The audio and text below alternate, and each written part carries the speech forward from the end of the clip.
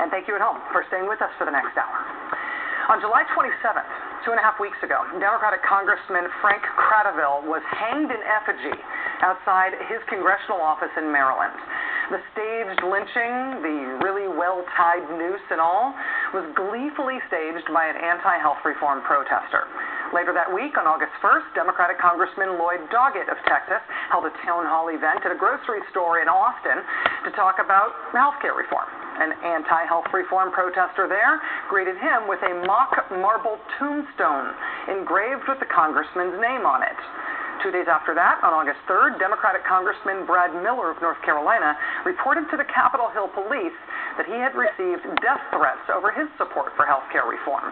One anti-health reform protester called his D.C. office and told a staffer, quote, "Miller could lose his life over this." The very next day, on August 4th, the idea of a Democratic congressman being killed because he supported health care reform became a punchline for Republican Congressman Todd Akin of Missouri. Different people from Washington, D.C. have come back to their districts and have town hall meetings, and they almost got lynched. And so the people...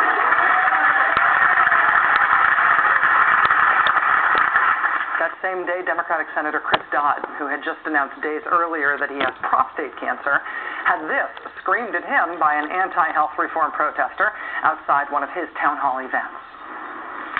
Barack Obama clearly said all you should do is take a painkiller. How come we don't just give Chris Dodd painkillers? Like a handful of them at a time. We can wash it down with Ted Kennedy's whiskey. 2 days later, on August 6th, the Fox News anchor Glenn Beck on national television turned the threat of a political assassination into the acting out of a political assassination, when he and one of his staffers wearing a Nancy Pelosi mask role-played what it would be like for Glenn Beck to poison the Speaker of the House of Representatives. I just wanted to... You gonna drink your wine? Are you blind? Do those eyes not work? There you... I want you to drink it now. Drink it. Drink it. Drink it. I really just wanted to thank you for having me over here to wine country. You know, to be invited, I thought I had to be a major Democratic donor, a longtime friend of yours, which I'm not. By the way, I put poison in your... No. The day after that, on August 7th, there were more death threats. Congressman Brian Baird of Washington reports that his office received this fax with an image of President Obama with a communist hammer and sickle symbol painted on his forehead and the message, "Death to all Marxists, foreign and domestic," written underneath.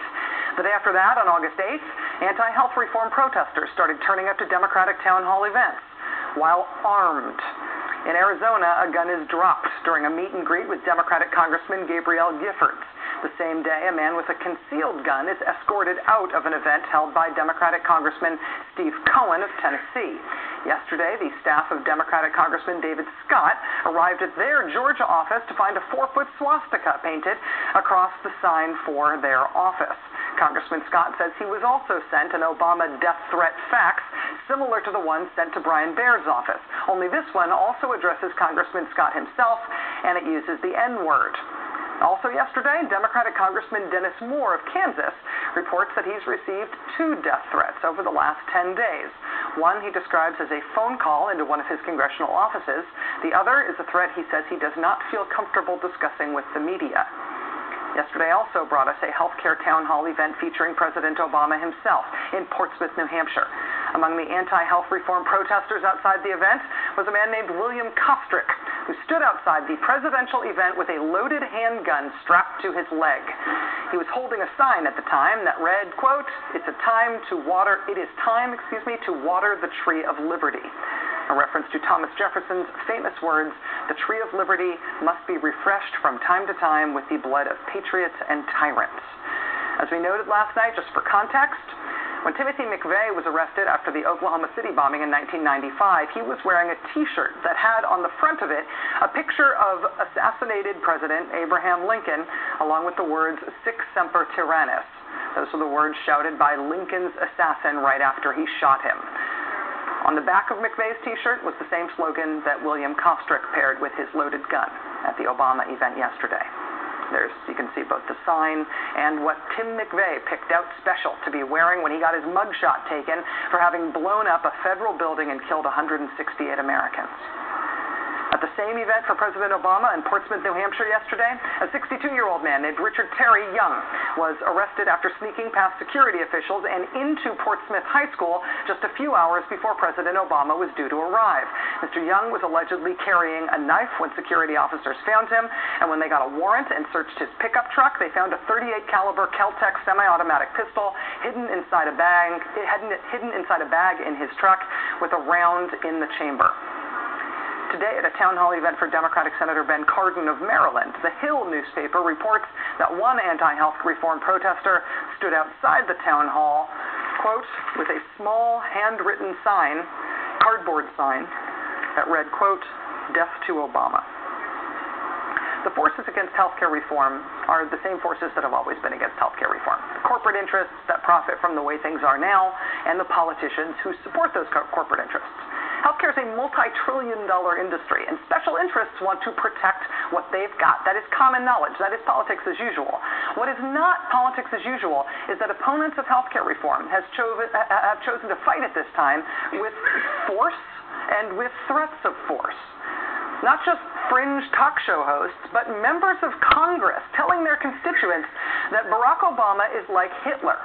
Members of the United States Senate telling their constituents that they are right to be afraid, that healthcare reform really is a plot to kill the elderly. Corporate-funded conservative PR operations promoting those lines of attack and then telling their activists to go put the fear of God into members of Congress. Are we now operating in a political environment which is not just politics as usual, which is not just a rowdy debate? Has enough kerosene been poured on the flames that the possibility of violence, even assassination, is being posited as a real political tactic in the United States?